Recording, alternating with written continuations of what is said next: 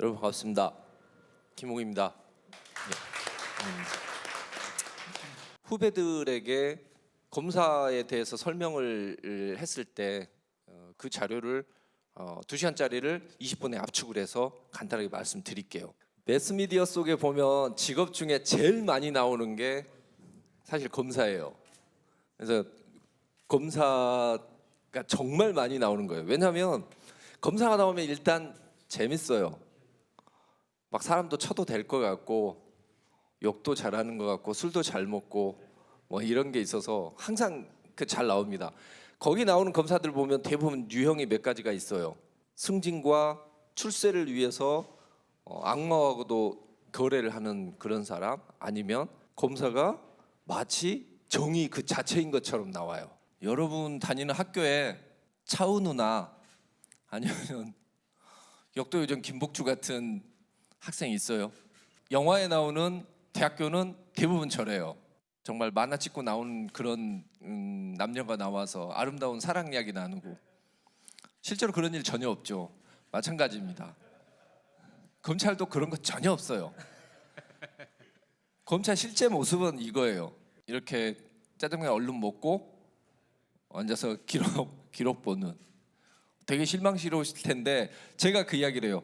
검사할 때 가장 필요한 도구가 있어요. 그게 뭐냐면 고무골무입니다. 고무골무가 없으면 침을 너무 많이 바르게 돼요. 그러니까 하루 종일 기록 보는 게 일이에요. 그럼 그 기록을 계속 처리하는 게 일이에요. 뭐 영화 속에 나온 것처럼 그런 근사한 모습 같은 거 거의 없습니다. 간단하게 검사가 무슨 일을 하는지, 특히 형사부 검사가 무슨 일을 하는지 제가 말씀드릴게요. 형사부 검사는 경찰에서 수사돼서 온 기록들 중에 혹시 잘못된 게 있는지 없는지를 다시 한번 검토해보는 그런 역할을 한다고 생각하시면 돼요. 제가 첫 번째 1년 차 때 맡았던 사건 중에 뭐냐면, 계모가 아이를 때려서 죽였다고 해서 구속돼서 온 사건이 있었어요.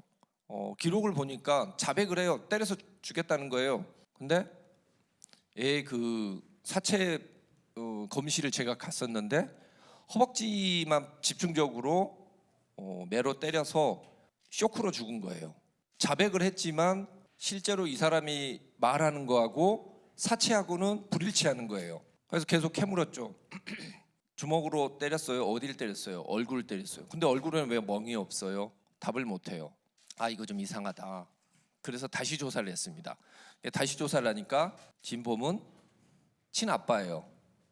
친아빠가 애 훈육한다고 때려서 죽였는데, 이 아빠가 그러니까 새로 결혼한 재혼한 계모에게 난 폐소공포증이 있어서 감방에 들어가면 죽는다.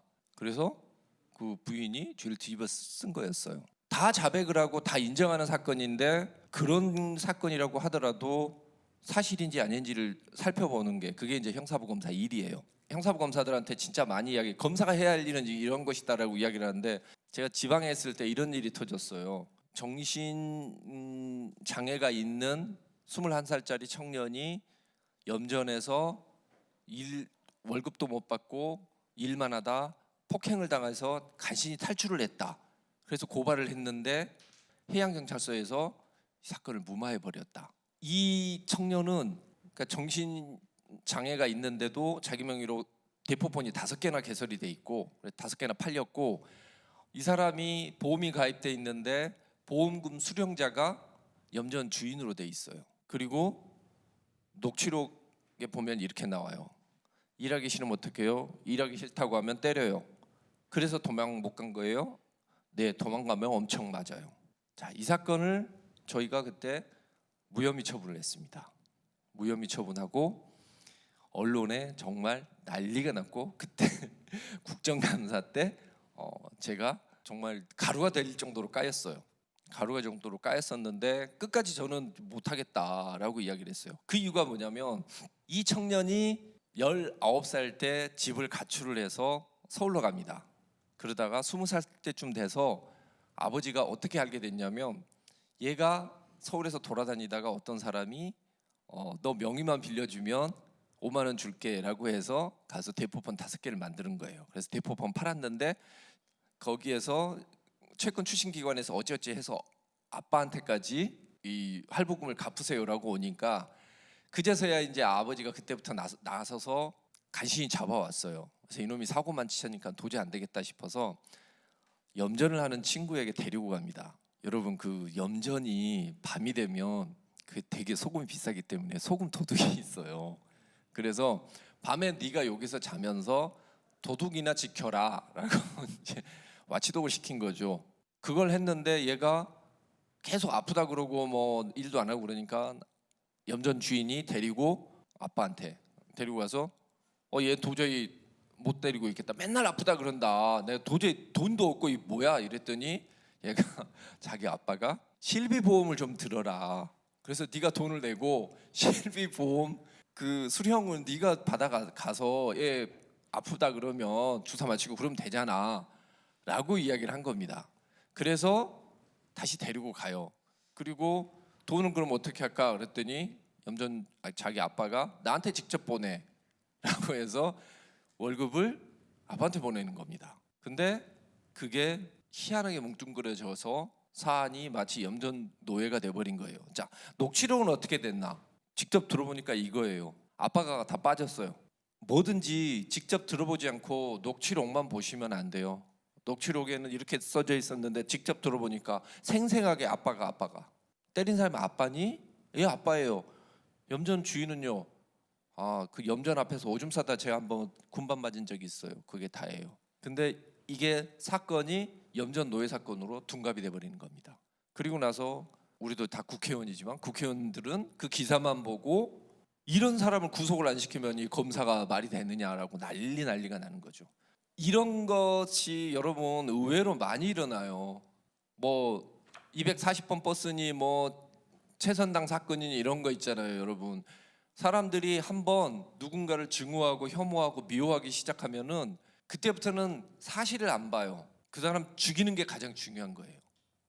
그래서 검사라는 제도를 처음에 1801년도에 만든 이유가 뭐냐면 대중들의 분노로부터 피의자를 보호를 하라고 해서 만든 겁니다. 근데 이제 우리는 대부분의 영화 같은 거 보면 막 다 때려잡는 걸 좋아하죠.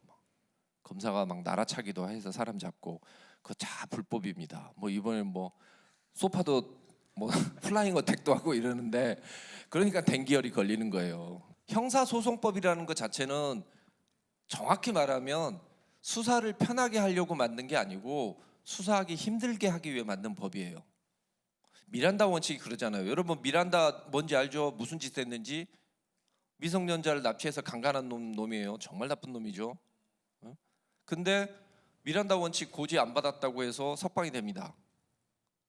와, 세상에 그게 말이 되냐라고 생각하는데 여러분 형사소송법은 그 사회에서 제일 이해력이 떨어지는 사람들, 그러니까 가장 약한 사람들을 기준으로 만들어져야 돼요. 왜 그러느냐? 어떤 나라의 인권은 쇠사슬하고 똑같아요. 이 첫 번째 고리가 1톤을 견디고 두 번째 고리가 2톤을 견디고 세 번째 고리가 100kg만 견딘다고 하면 이 고리는 전체적으로 얼마를 견딜 수 있는 거죠? 100kg밖에 안 되는 거예요. 다른 게 10톤, 100톤, 뭐 10,000톤이 돼도 다 소용없어요. 제일 약한 고리가 1kg밖에 못 견디면 그 고리는 1kg짜리인 거예요. 한 나라의 인권 수준은 딱 그렇습니다. 제일 약한 고리, 제일 약한 사람의 인권 보호 수준이 그 나라의 인권 수준인 거예요. 힘 있는 사람, 돈 있는 사람, 변호사를 최대한 많이 쓸 수 있는 사람이 무조건 좋다.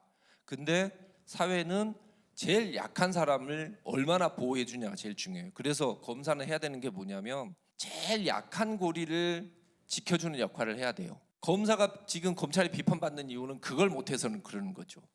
자, 여러분이 제일 궁금해하는 검사의 자질. 이 질문은 나올 것 같아 미리 이야기를 해드릴게요. 검사의 자질 같은 거 없습니다. 검사의 덕목은 뭐냐면 자기 앞에 있는 기록을 처음부터 끝까지 다 읽어주는 거, 사심없이 읽어주는 거, 그게 가장 중요해요. 그것만 가지면 되고 나머지는 다 필요 없어요. 자, 어떻게 하면 검사돼요? 시험 잘 봐야 됩니다. 이따 혹시 질문 나오시면 하지만 팁은 몇 개 있어요. 팁은 드릴게요. 후배 검사들한테 할 때 항상 가르치는 방법 팁 하나만 알려드릴게요. 여기 오셨으니까. 저 오면은 정말 처음에는 보고서를 한번 써봐라고 이야기하면 진짜 중언부언 막 써요. 막 그래서 제가 막 그래요. 너 구운몽 써왔냐? 이게 도대체 뭐냐 막 구구절절이.